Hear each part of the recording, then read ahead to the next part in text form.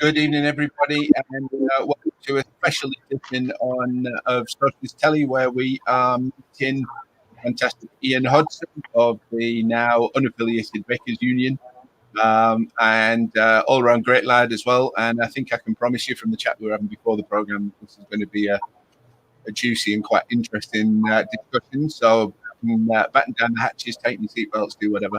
And do make sure to share this out as well so that as many people as possible can get informed.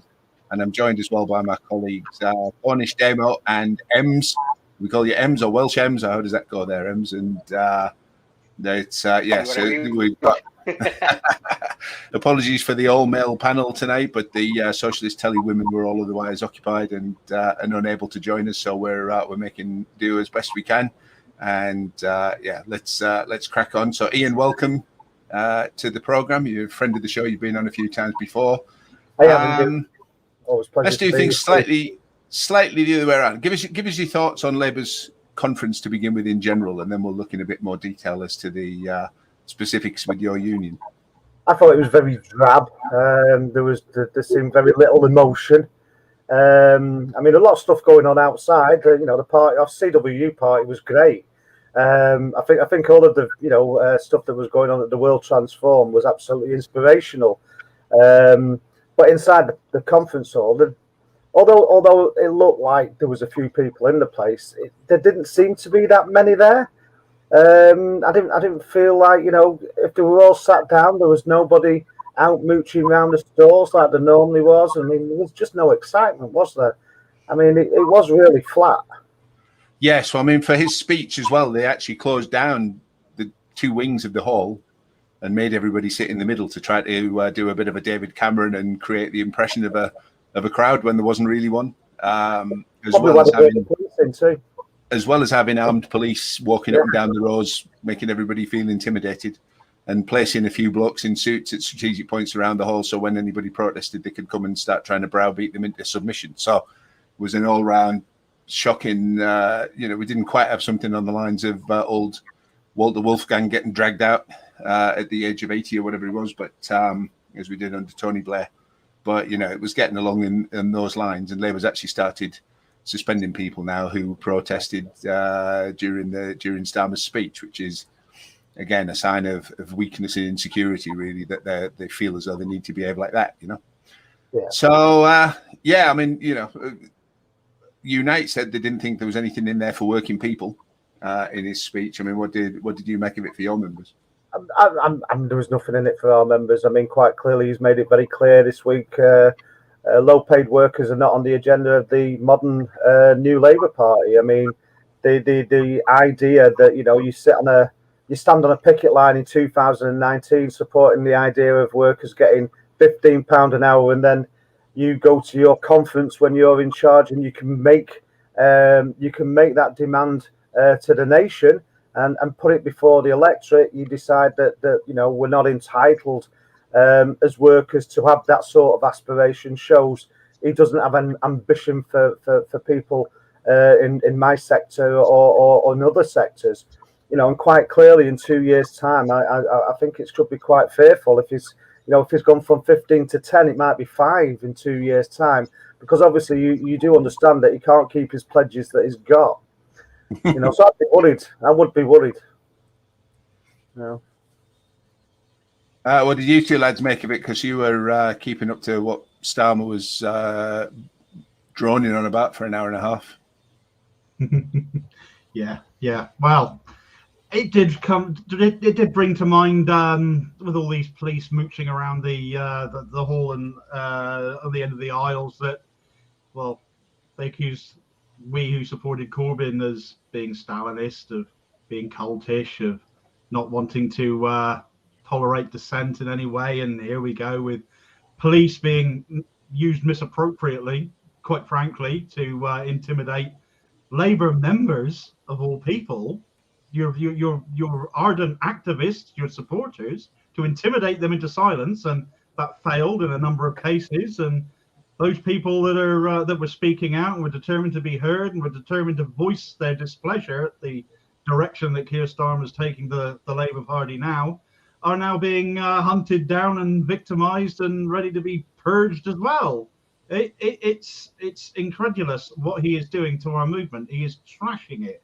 And if a trade union, a founding trade union, after 119 years of membership, of affiliation, cannot condone, after everything that we've seen the Labour Party go through in the past, through Kinnock, through Blair, and staying with it, through thick and thin, to get to this point now, under this leader, here and now, and no longer be able to stomach it. And it was almost unanimous, I believe, Ian, all but one vote, I believe.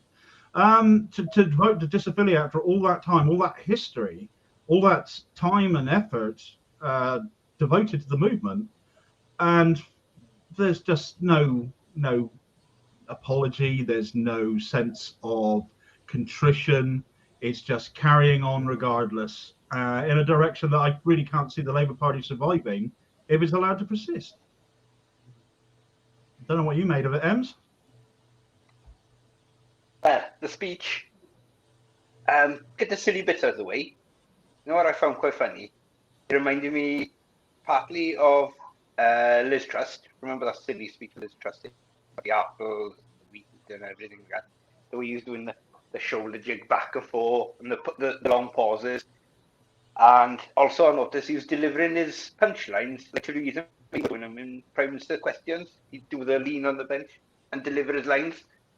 So if you look at that and look at some of the old Theresa May PMQs, you'll see what I mean. Then on the serious note then, I found the message you got from Jeremy is very much about you work to live. The impression I got from Starmer was you live to work. It's all about you work, you work, you work, you work. Where Jeremy's more about, let's get more bank holidays. Let's reduce hours, go to 4 days a week. Let's spend more time doing enjoyable things. Spend time with your families. Spend time doing your hobbies. But Keir Starmer seemed to be all work and go to work and go to work. The work to live, not live to work.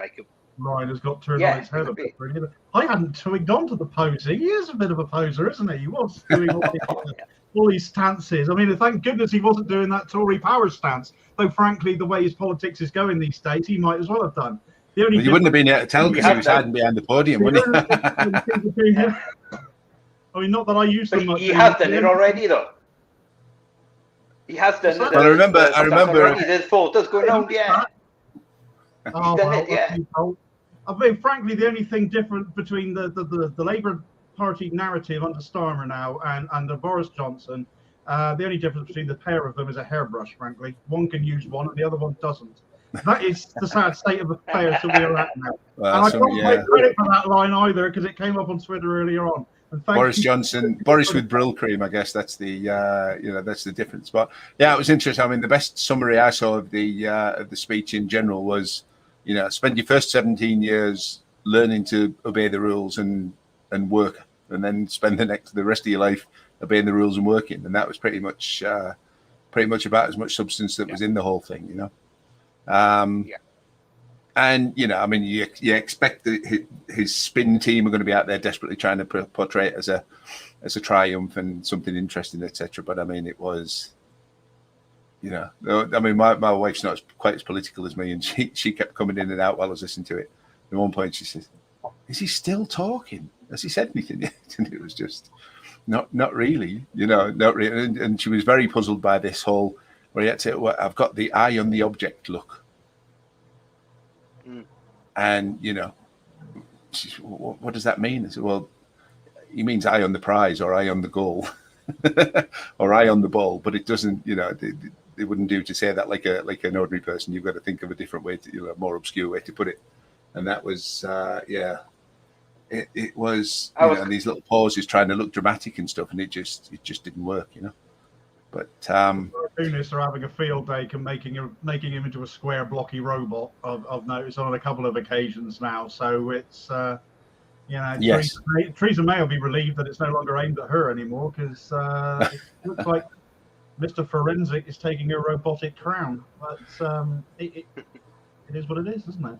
Yeah, and but I mean, it was clear that Sorry. Go on, mate. Oh, sorry. I was going to say you were going on about how long it was going on for. I was glad I was listening to it and part watching it while working, actually doing tool making, while listening to his speech, him talking about tool makers and stuff like that. And I'm glad I was doing that at the time, because otherwise I think I'd fallen asleep. So tired. Well, we kind of had to for professional reasons, but it's 90 minutes of your life you'll never get back. I mean, that's the depressing thought about it. No.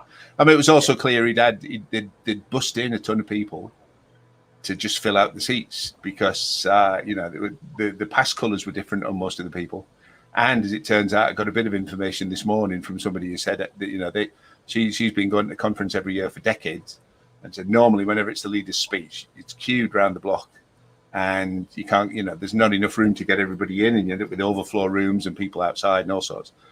Said, and then when you're trying to get out at the end of it, there's massive queues again trying to get to the cloakroom and the left luggage area to pick up your stuff, and there was nobody. They were in and out within 2 minutes with just a couple of rows of luggage left, because most of the delegates had fled to get away from the thing as fast as they could once the votes were over, and it was only these people that they'd bust in, kind of tame, I don't know about paid, but tame supporters or whatever, that they'd bust in to try and create the impression of enthusiasm.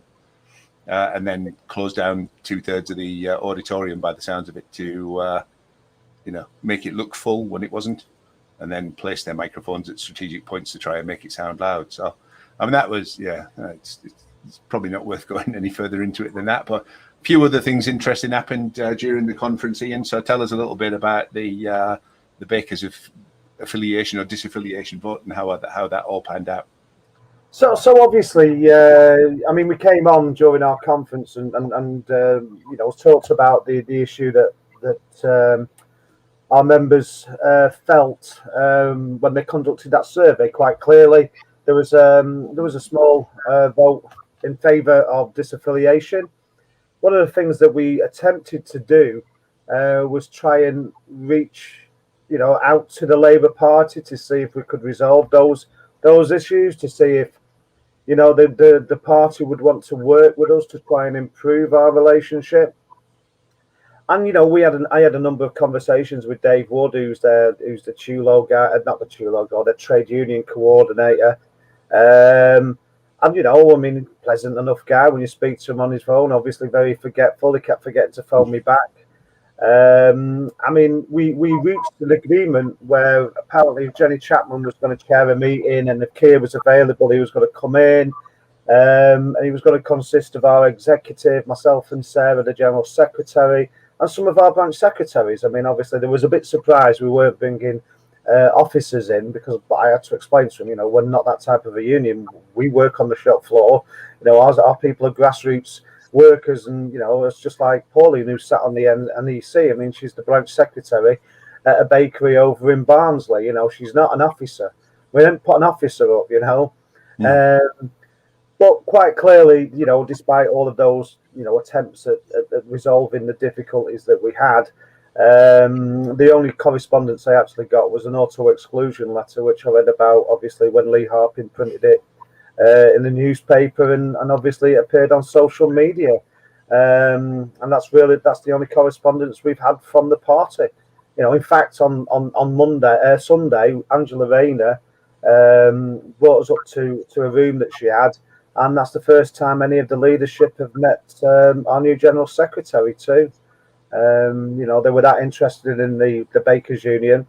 Nobody from obviously, I got asked the other day about, you're going to lose your voice inside the Labour Party.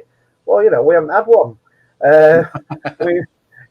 Everything we've done ourselves, and they've come to us. We haven't gone to them. So people, when they say to us, "Oh, well, if you haven't got that Westminster connection, you're not going to have that vocality in Westminster." Well, what have they done? What have they done? It's our strikes that they attend. In his leadership campaign, it was our picket lines he was standing on. It wasn't one he organised himself. Yes. It was us. When Lisa Nandy come and stood on a picket line, probably the first one she'd ever been to, it was our picket line fighting 0 hours contracts. That was our members. She wasn't there because she'd organised some sort of support session for the Bakers Union. She was there because we were on strike, and she was recognised. she recognised it was an opportunity to embed herself in the Wigan community where she could have been at risk. I mean, so, obviously the exceptions to that are people like Jeremy Corbyn, people like John McDonnell, people like Richard Bergen and Sarah Sultana who actually go out and do the stuff. Ian Byrne, phenomenal MP. What he's doing on Right to Food. I mean, he should be the leader of the party, in my opinion. But obviously, we don't have a say. But saying that from the outside, he's the first MP I've ever seen that's linked to football fans in decades from the Labour Party. I mean, how many people in the Labour Party can say they're linked to the grassroots? None of them, apart from John and Jeremy. The reality is that the Labour Party and giving us a political voice is the lead. Obviously, Jeremy was different, but in all of those other years, everything we've done ourselves. Yes, well, I'll join you in paying tribute to Ian Byrne on that. He's been absolutely brilliant with the whole food banks thing, the Right to Food. And the key thing is, he comes from, the working class background, direct experience of this kind of, the issues that affect ordinary people. And it shows in the way that he behaves as an MP. And in a lot of ways, and, a lot of this has never been publicised, and I won't go into details, but he's been shamefully treated by, lots of characters within the party and within the movement who should know better. So, that's the that's the long and short of it. That the good ones seem to get a rough time, and it's not great. But you had a couple of conversations during the conference as well with various MPs. One was about the impending, as it was at that point, disaffiliation vote and your own kind of status with the party and everything. So, give us a little bit of rundown of who it was you met and what came out of that conversation. So we very kindly got an invitation from Annalise Dodds, went to meet her, and we discussed the issues that we faced as the union. I mean, she was lovely, Annalise was lovely. I'm very concerned, completely different to Keir Starmer and David Evans, who we met on the Friday. But to be fair to Annalise, she was lovely, and obviously wanted to try and resolve it. Confirmed that the position that I was faced actually was going to be overturned anyway, because obviously they've ended through the rule changes prescriptions backwards, and it can only be going forwards from the decision of the date of the NEC. So it was quite clear they're going to have to overturn mine anyway. Sorry, mate. Let me just interrupt you on that, because this is breaking and exclusive news as far as I can tell. The Labour Party still seems to be kicking people out retrospectively on stuff, but you were saying that from now on they're only going to nobble people based on what they do going forward. Well, that's my understanding of what the rule change was that they brought in during conference, which said that obviously it can only be from the date the decision was made at the Executive Council, which was on the 20th of July. And obviously, in the conversation that I had, it was quite clear that it was practical to withdraw my expulsion letter. And obviously for the orange balloon, Luke Akehurst, I have not been accused of anti-Semitism, and just to clarify that as well, we affiliate based on the minimum amount of members we can send to conference. And that's because we don't want to give the Labour Party all our money, because it's got a history of not doing the things we want to do. So we give our money to the MPs that support the aims and ambitions of the Bakers Food and Allied Workers Union. So the idea that we're going to merge or unite, obviously I had to have a word with Steve Turner when I saw it. I think it was Tuesday night, and I explained to him we don't have the office space, so we won't be taking them in any time soon. So there isn't going to be any merger between the Bakers and anybody. But I mean, that kind of reminds me of that scene in A Bridge Too Far where the British paratroopers, the Germans come forward and say they want to talk about surrender. I'm sorry, old chap, we haven't got anywhere to put you all. Which is quite a good response. But I mean, Mr. Akehurst also made some intimations about the finances of the union and various kind of other, well, to me as a non-member, they looked a bit libelous. But what did you make of those? I mean, obviously, we would never say that we're loaded. I mean, because obviously we're only a small trade union, and obviously, our income is very important to us. So we're not going to go around, saying we're loaded. But I mean, obviously, we can meet all of our commitments. We can invest in our members, and obviously now we've withdrawn from the Labour Party. That's going to create the opportunities to invest more into our community organising and building political power up and down this country for our members. People will start to see the stuff that we're going to do. We're talking about opening advice centres in community centres and being the centre of those places. Been in talks today actually somewhere in Wigan about how we're gonna provide advice on 0 hours contracts to the community, how we're going to support them if they've got issues around rent, how we're going to make sure they can get some employment advice, and how we will do that not just in places like Wigan but in other parts of the country too, where we have a large base of Bakers Union members, because we think what's important now is building real political power. Political power for our class to make sure we get true representation, and like we've always demonstrated when it comes to taking action. If you take action, they come to you. I mean, in 2014, when we decided that we were going to campaign for £10 an hour, the abolition of 0 hours contracts and abolition of youth rates, we were called extremists. It's now front and centre. Obviously, they need to realise they've got to go forward in time and not just stay in 2014. But the reality is nobody calls it extreme now, do they? Everybody wants to own it, because that's the reality. You put the stuff out there, and people come on board and they all want to take responsibility. From the trade union side, when we was at the TUC, where the TUC was telling us that you don't organise McDonald's workers in the way that we did. And then the next thing is you have Francis O'Grady doing love arts next to McDonald's workers. I mean, so normally, and I'm not suggesting other unions are going to disaffiliate, but what I would say, certainly since 2014, is where we lead, others follow. Mm. Well, it's only fairly recently that I won't prejudge any decisions by them, but the Fire Brigades Union re-affiliated to the party, isn't it? So. It's not, these things are not set in stone. I guess it's one of the most direct forms of action that people can take against, the union movement can take against the way that the unions are being treated by the party at the minute. Yeah. But yeah, I mean, I'll just recap that then. So you heard it here first, and I will check it out later on and put something up on the Squawk Box site about it as well. But, if the party is now saying that it's retrospective actions against members have been unlawful and improper, well, that's quite a massive revelation that I wasn't expecting from this program, because there's been a ton of people that they've kicked out who I would imagine will be making a beeline for their lawyers' phone numbers first thing in the morning to take that up. And I mean, it is interesting. I wonder whether the Bakers Union might have a bit of spare cash for a little bit of legal action against one or two people as well who've been maligning them this week after they quit. I would certainly relish seeing it, So, I mean, what, in the short term and absent any other kind of, reconciliations or whatever, which, Annalise Dodds might be acting fairly pleasantly, but she'll be the odd one out and on Starmer's front bench in that sense, I think.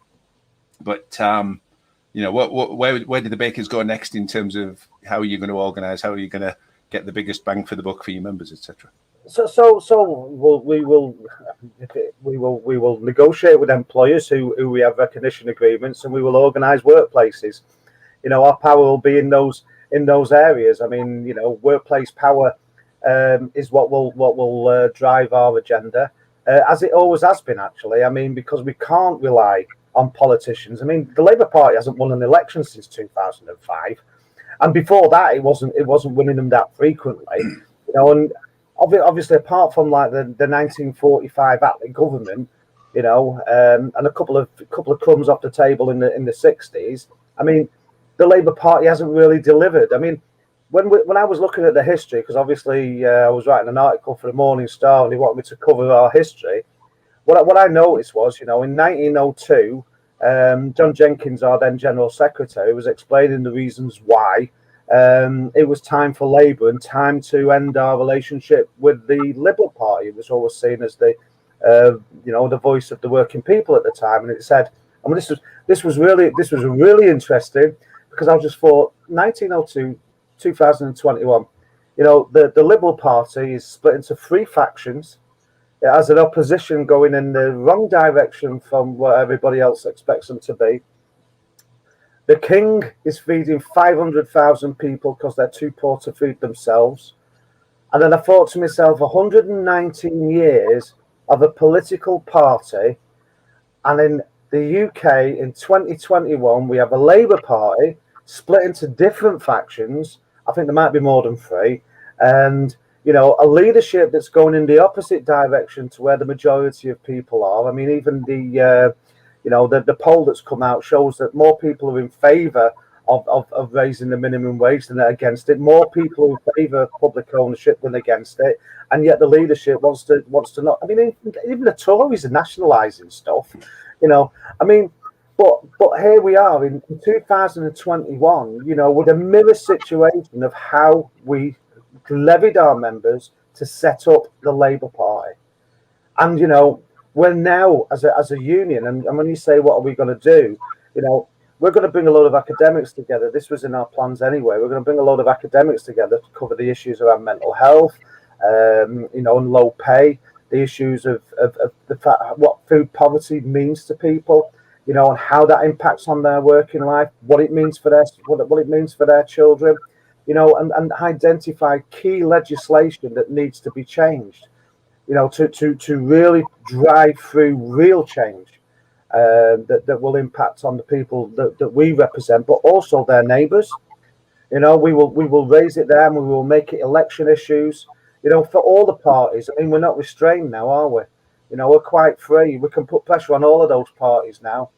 And those that sign up, hey, we'll give them a shout. Those that don't, maybe we might stand one of his own. That would be good to hear. I mean, it's interesting. I mean, one of the other things that came up, just to sort of sidetrack slightly, during the conference was when Andy MacDonald resigned from his front bench position and with an employment brief from Keir Starmer, after Starmer had told him to go out and argue against the £15 an hour minimum wage, which most of the unions are completely behind in terms of trying to improve things for the working people that the country relies on and has realised it relies on in the last 18 months or so. The Starmer's position on this became a particular embarrassment because he'd appeared on a certain picket line holding a £15 an hour banner, and got a bit of stick then because he was trying to weasel out of having campaigned for this before. So I mean, which campaign was that in that he's got himself into hot water over now then? And what do you make of the fact that he is, he's welched on this commitment to an improved, properly improved minimum wage that isn't going to be just eaten up by tax rises, etc. in the next few months anyway? Well, he lied about that as well, because he said he was just talking about McDonald's workers, and he wasn't. And we've got video evidence that proves it. It's on social media. It got posted again on Monday night, I believe. And he said for all workers, it's in 2019, it's right that workers should have aspiration for £15 an hour. That's Keir Starmer in 2019, but now it's only right we should have a tenner.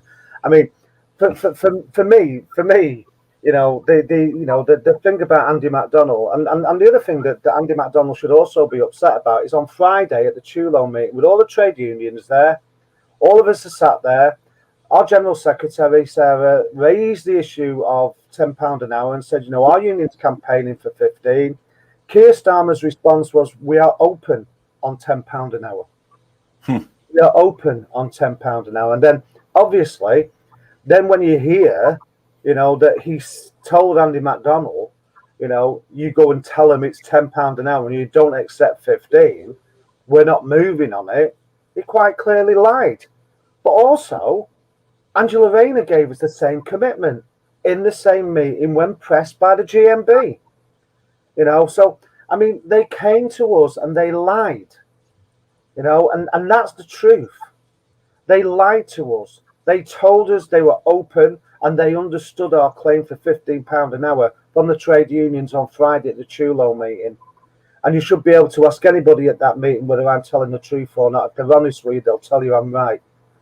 I mean, you know, Andy McDonald has just put the best policy document that happened at the Labour conference, you know, and then been forced to resign, even though the person who's forced him to resign, you know, is telling people he's open to £15 an hour.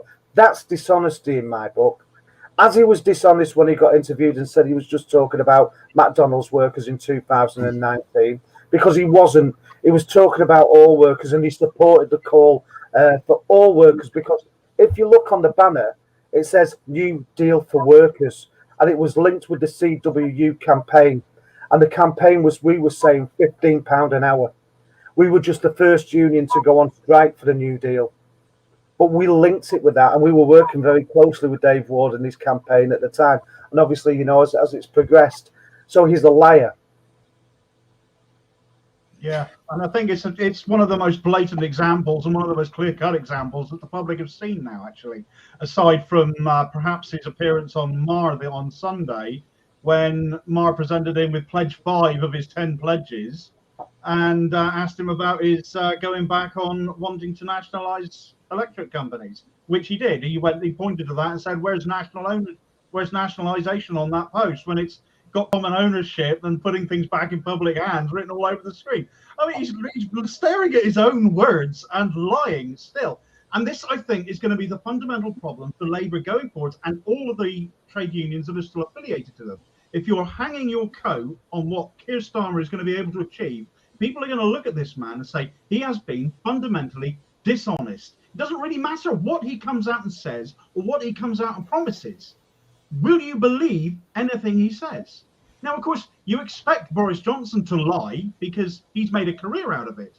But Keir Starmer, in a way, is worse because he puts himself forward as dignified, as somebody with integrity and somebody with honesty, and he blatantly doesn't have those things at all. You can always trust, you know, a dishonest politician, ironically, not the one that paints himself as honest, because when he blatantly isn't being so. And I think Labour's got real problems for as long as he's leading them, even though nothing, quite aside from the fact that he's dragged the party so far to the right as he has, so that, you know, on some issues he's now to the right of the Conservatives. Yeah. But fundamentally, can you really trust this man? Because for my own money, no, I can't. I would not believe a word he said on anything going forwards, and that means he's never going to succeed as a leader. He's also shown a massive contempt for democracy, because, I mean, there's been a number of motions overwhelmingly passed during this conference that he's then come out and gone, no, we won't accept that, you know. And Corbyn, you know, whatever you thought of him, some loved him, some hated him, and some in the middle, was, you know, always considering himself bound by party conference resolutions, essentially. In some ways, you know, that was a problem, because he, you know, Labour members wanted to have another referendum and it was deadly, you know, and Keir Starmer made full use of that, fanning it from, you know, 2018 and probably before that. So, you know, but this disrespect for party democracy and for the members and their elected delegates, and, you know, so that a motion can be passed and they'll just come out within a few hours and go, well, we just can't accept that. And that, you know, and as far as they're concerned, that's it. But the Labour rules say that the conference is the sovereign body of the party. So if you can't trust them to respect democracy when they're not running the country, how can you expect them to respect democracy when they are? You know, and the thought, frankly, for me, the thought of him being in Downing Street and having full control over things like the police and the army, when we've seen the misuse of the police this week at the conference to intimidate people, is quite a scary prospect, really. So it's, you know, it's quite chilling times, because you want to be able to point people to something, you know, to a better alternative they can put in power than what's in at the minute. And, you know, frankly, there isn't one on show at the moment that looks like it has any prospect of getting in. And Keir Starmer doesn't look like he has any prospect of getting in, because his polling went down, as we saw this morning from after his speech. And normally parties get a polling, you know, a conference bump in the polls and do better for a bit, even if it's only a temporary thing. So in terms of building political power in the workplace in the absence of a party affiliation. Then, I mean, what did you do before you were affiliated to the party, and then and sort of had a seat on the NEC? And what do you do? What do you do now? That's finished. And actually, I will ask one question because back to the lovely Mr. Eckhurst, who tried to claim that the vote to disaffiliate was sour grapes because the Bakers had lost their representative on the National Executive Committee. And anybody who knows the least about the details, that was a laughable thing to claim. But go on, Ian, give him both barrels. Yeah, I mean, quite clearly, I mean, that is laughable. First off, if you don't understand how a trade, we have to give a month's notice. First off, to our members to recall conference, and it's got to be for a substantial reason, and we've got to lay out what that reason is. We can't just say, "Oh, I feel really upset because we lost that." I mean, Pauline was the only ever NEC member we've had. On the executive in our 119-year affiliation. I mean, so I mean, we understand how the system works. I mean, one of the things that we wanted to do was said that all affiliates actually should have a seat, on the national executive. But apparently they only make seats for MPs. This lot. But the reality is it's not a massive issue sitting on the NEC. I mean, it's nice to get on there. It was nice under Jeremy Corbyn that we were able to add support for the leader when there were so many ranged against him. I mean, so it was nice that we could try and support the elected leader of the Labour Party. But the reality is we can't even get to speak at the Labour Party conference. When we put our hands up, we're ignored. I mean, day before, when the Right to Food motion has come on, and our General Secretary tried to get in, and they knew she wanted, they picked somebody behind her, and then they moved her to another seat, so they picked somebody at the side of her. I mean, we know these things about them, and it's been consistent, over the years. We know what they think of us. We understand that the establishment of the party, doesn't like us. And like I say, I mean, if you missed it before, the fact is that, we had the potential to have a deal with the Labour Party on Monday, which withdrew my letter of expulsion, which, I'm reliably informed, the rules say would have had to have been withdrawn. I asked for a letter confirming a timeline, because obviously, Annalise was very clear. She was, very upset, and she didn't want to lose the Bakers Union. A timeline saying how we would intend to go forward, but we could put to our conference so they could have something from the party to discuss. We gave them till 1 o'clock, and I contacted them again at 1 o'clock, and at 1:15, and at 1:30 I was contacting people. They wanted the Bakers Union out of the Labour Party. That's quite clear to me.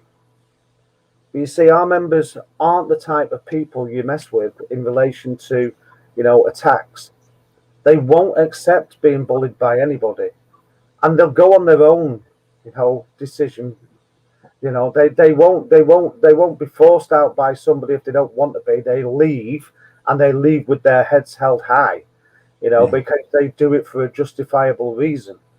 And the Labour Party, has lost, all of that history. I mean, because we don't just go back to 1902 either, by the way.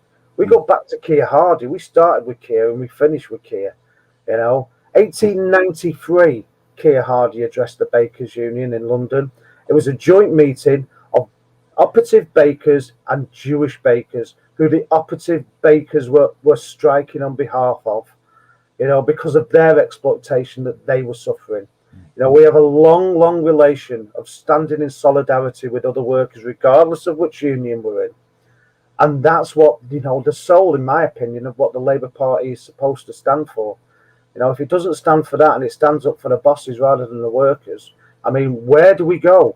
I mean, you're right. How do we have a political voice, right, if the parties that are supposed to represent us represent the same? I mean, that's what they're chasing now, isn't it? They're chasing the same group of Tory voters, believing that that's how they're going to win. But the problem is they're losing the base. they're losing their base.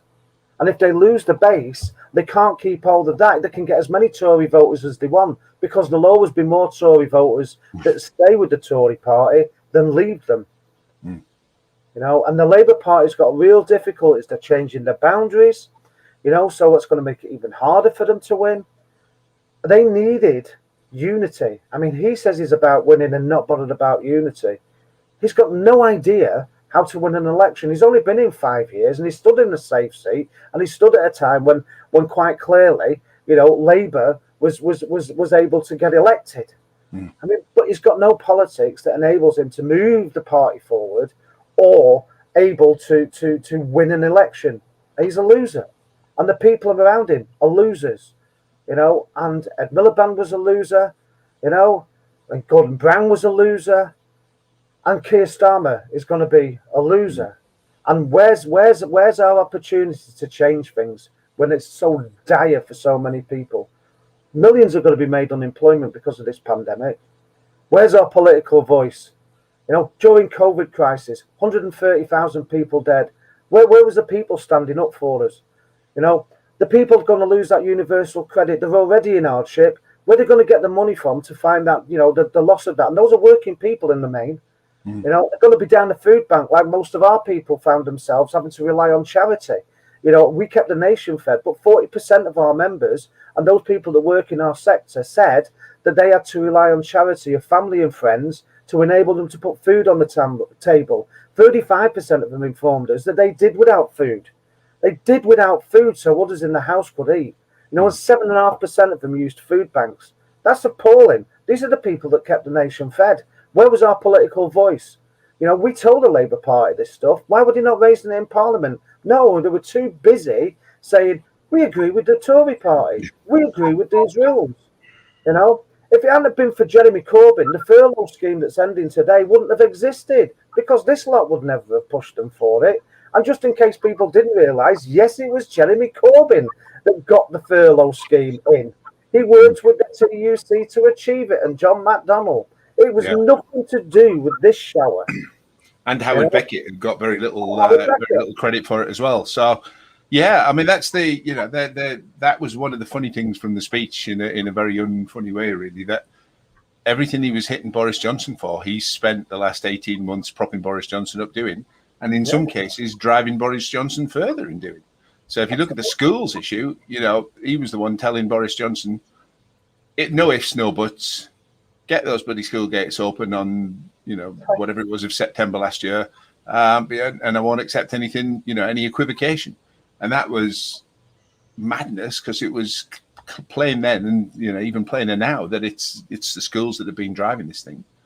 And, you know, and there's him and siding against the teaching unions, him and his shadow education secretary, on masks in the classroom. And, you know, so yeah, for him to be standing up on the conference stage and saying, well, you know, Boris Johnson's done this and I'll give you better. He had his, you know, as near as he could get to having his arm up Boris Johnson's backside, you know, egging him on, he was doing as well. And he said it's just this absolute shameless kind of rewriting of history, but it's only last year's history. People haven't forgotten. No. And all he's doing is making himself look an idiot. If he got up on the stage and apologised for facilitating the Tories for the past year, people might have been more prepared to give him the benefit of the doubt, because that's what he's been doing, and it would at least represent an honest recognition of what he did and the mistakes he made, or, you know, deliberate decisions he made, I think.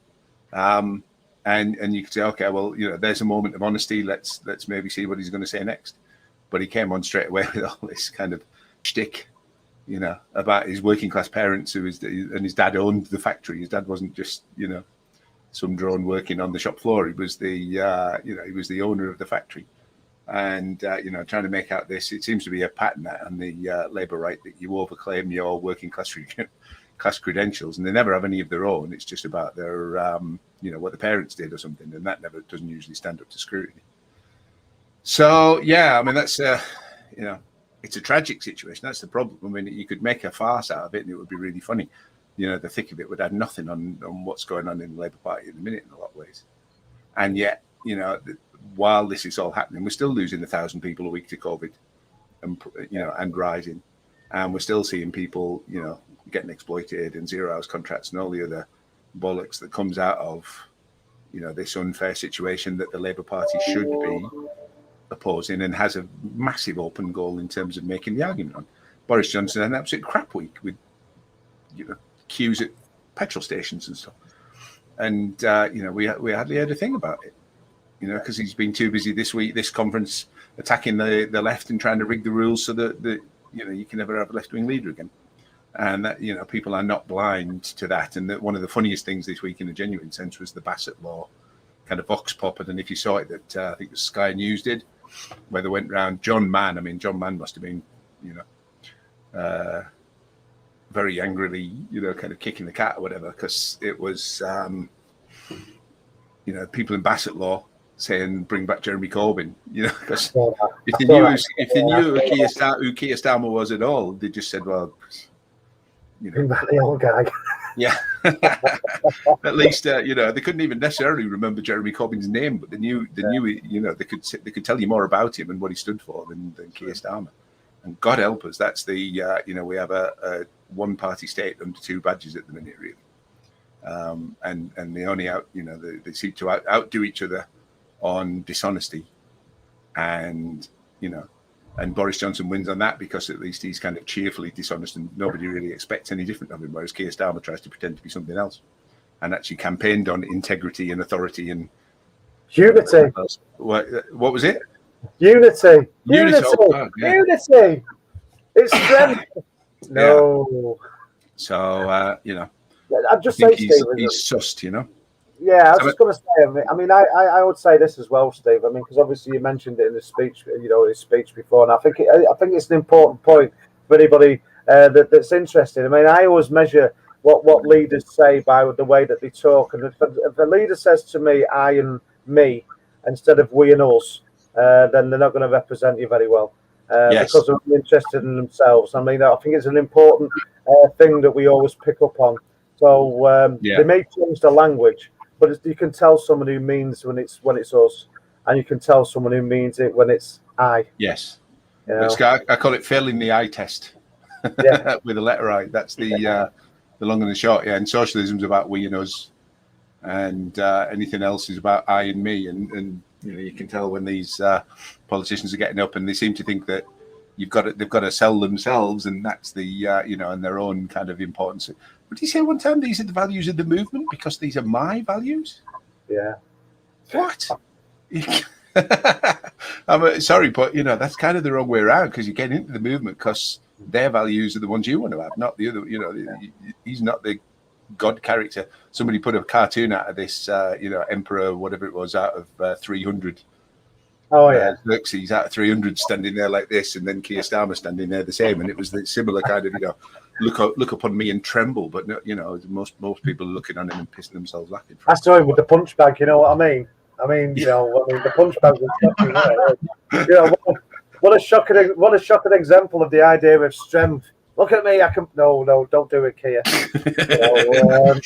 Yeah, it didn't look exactly as though it's trembling in fear, did it? On its No. I'd just played with the cat if I'd have been him. Yeah, Damo and Ems, we haven't let you get much of a word in for the past 20 minutes. What are you thinking? Well, I mean, if politicians... Oh, go on, Ems. Sorry. No, go on, Damo. I was going to say, I'm just happy sitting here and listening away. Well, you know, politicians should, as much as we can laugh about what Keir Starmer is actually saying, again, the question of honesty comes into it. If he honestly wanted to make things different, if he honestly wanted to make this country better by being in power, surely he would have some ideas of his own, some plans on what he would actually do instead.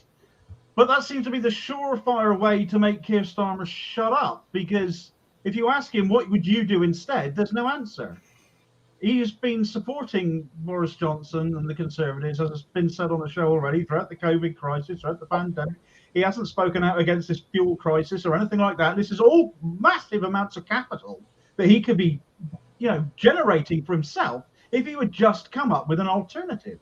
There's nothing. This man is just a vacuum of ideas. There's just nothing there.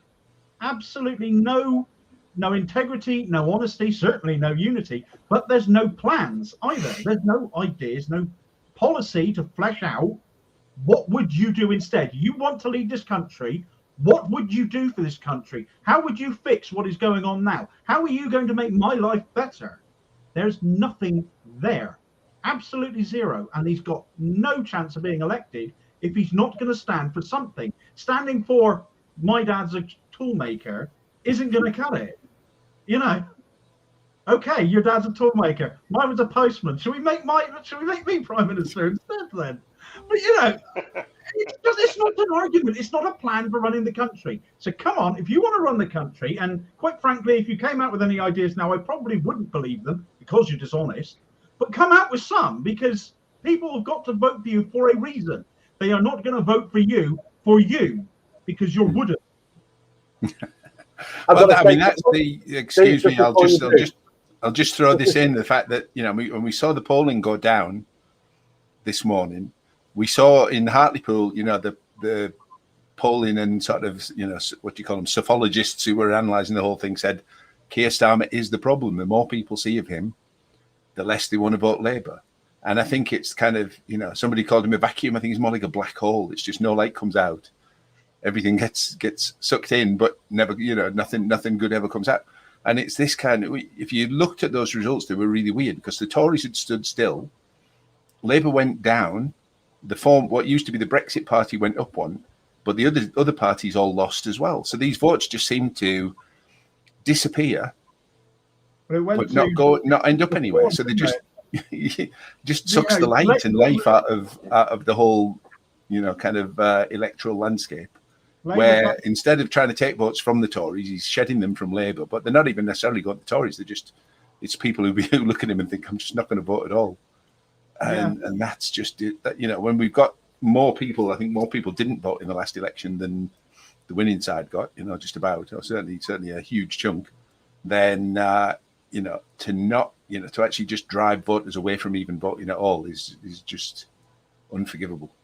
I think that poll actually showed that Labour had lost one and everybody else stood still except Reform, was the Brexit party. So, you know, this is actually quite, you know, it's just one poll, but that kind of thing, if it were repeated over and over in other polls, that could start to become quite concerning because it means votes that were going to Labour are now being sucked up by the hard right, which is what Reform, it's the Brexit party, it's UKIP.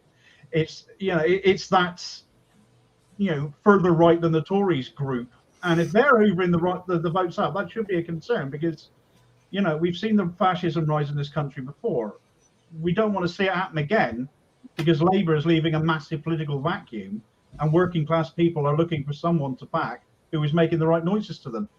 Yes. I would hate to think that is where those votes are going to end up going and that it's going to generate momentum there. There's a couple of questions in from the audience. Let's take a quick look at before we run out of time. Ben Davey says, when they relaunch Keith, his weekly relaunch, could it be as honest? I think that the answer to that is no.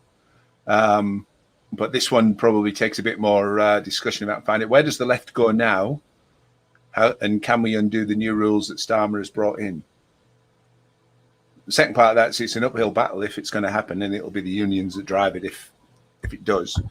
With the left resurgent in unison, who knows? I mean, it's, you know, at the moment the right-wing management is trying to keep hold of everything there against the democracy of the members. So, Ian, what do you reckon? Where does the left go with I was just going to say to Dalmon before, you missed an opportunity when you talked about a toolmaker. If you'd have been reading the screen and seen from heaven, I think she was quite right. He made a tool. But, you know, well, that was another thing he tried to use against Boris Johnson, not realizing how that came back on him. Do you know what I mean? I mean, where does the left go from now? I mean, it's more than the left. You know, it's the people that live in the community, isn't it? Where do they go? You know, I mean, not everybody's classed as left. I mean, we class ourselves as whatever we class ourselves. I told you before, I'm a moderate. It's just that politics has moved so far to the right. I just seem extreme, and I'm not. I mean, you know, I'm a moderate guy. I believe that the NHS should be public. I believe that people should get decent pay and be housed. I mean, I don't think that's extreme. But apparently it is in today's world. I think people should have equality and justice. I think they should be treated with respect and dignity. I think you should all have enough money to be able to feed yourself. I don't think that that's necessarily an issue of being left wing. I think that's an issue of being common sense. I mean, to me, that's what, you know, any civilized person should be, you know. So I mean, it's more than just the left. It's about how do you encourage people to take part in an election process, which when the election process is broken, you know. I mean, say what you want about PR. I mean, but the reality is when people vote, it doesn't matter and it doesn't count in too many instances. I mean, so society is not being served by a political system that's broken. We can't change the things that we need to change because obviously they've made sure they control the levers of power to do it. And that's no different to what Keir Starmer has done this week. And he did that without, you know, going through the normal trade union structures. So I would say it's going to be very difficult without the ability to the trade unions to actually hold the leadership to account, because basically on Friday we had a consensus of the chulos on chulo of all the trade unions, and so what he did was he went off and did deals with unions outside of chulo and divided chulo. I mean, which obviously is not right. The trade union affiliation is supposed to stand for something, and you know that was broken deliberately by the leader of the Labour Party, so he could get his own way. I mean, if he's prepared to do that to get his own way, right, prepared to divide his trade union affiliates so he can win in such a way, what is he prepared to do if he ever got elected Prime Minister in the country? To get his own way. Well, let's go out on a bit of a higher note, because one of the things you mentioned before the programme, Ian, was the kind of other alternative and fringe events, etc., that were going on beside the main conference, and how vibrant and well attended they were. So you were at them, I wasn't. So tell us a bit about that, and we'll go out on a bit of an upbeat note. Listen, that world transformed. I mean, obviously went over there. I had to pass it virtually every day. I mean. And it was so lively. It was so lively. I mean, the organisers of that should be really, really proud of themselves. That the young people, not just young people, but you know, a lot of young people, predominantly young people, you know, still with the heart, still with the aim of changing society. And I think they will. I think they were incredible. You listened to the debate, you saw the debate, you saw the way they interacted. You listened to the conversations that we're having, whether it was on the Green New Deal about changes in employment. You know, they've got the ambitious ideas to change society for all of us. I mean, because obviously I'll be probably drawing my pension, but you know the good thing about that is, I know these young kids want to look out for me. I know they want me to have a life where I can, you know, I can have an enjoyable retirement and not struggle in hardship like anybody else wouldn't have to do if these kids were in power now. I think you know what they've done at the world transform. I just do say I'm sorry for calling them kids, but to me they are. You know, I mean, my eldest daughter is like 40. You know, so I mean, you know, everybody, you know, younger than 40 is a kid to me. And I don't, you know, so I mean, I just think, you know, they should be so proud of what they've done. And despite all of that stuff that's going on, by those people have the opportunity to really change things for us, they're carrying on regardless. You know, and that to me is where I believe the change will happen, because they're not going to allow this stuff to keep going forward and keep going on. You know, I'm so pleased that I had an opportunity to go over and see it and speak at one of their events.